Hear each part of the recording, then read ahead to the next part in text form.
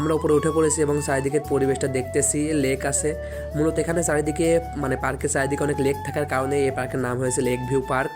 এমন না যে পার্ক হওয়ার পরে পাশে লেক হয়েছে, আগে লেক ছিল তারপরে লেকের পাশে হচ্ছে পার্ক হয়েছে। আর এখানে দেখেন কোন ইঞ্জিনিয়ারিং যে কাজটা করছে, এখানে সামনে যে দাঁড়াই লোকজন ছবি তুলবে, সামনে দেওয়াল গেঁথে দিছে। এখানে কি দাঁড়াই ছবি তোলার কোনো পরিবেশ আছে এখন বলেন? তো অনেক রোদ পড়তেছিল, সেজন্য ভাবতেছিলাম কোনো কিছু খাওয়া যায় নাকি, মানে কোল্ড ড্রিঙ্কস টাইপের কিছু খুঁজতেছিলাম।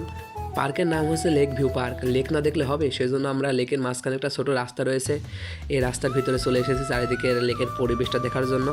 আর আমার চাচাতো ভাই এক বন্ধু ওদিকে দাঁড়ায় রয়েছে, হাঁটতে পারছে না বলে। আর লেক দেখেন অনেক বড় মাশাল্লাহ।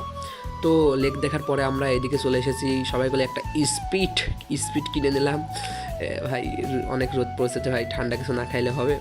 তো ওগুলো খাওয়ার পরে এখানে দেখেন সুন্দর জায়গা, মানে ছবি তোলার কথা আমার, ওরা দুজন দাঁড়াইছে, আমি ছবি তুলে দিয়েছিলাম।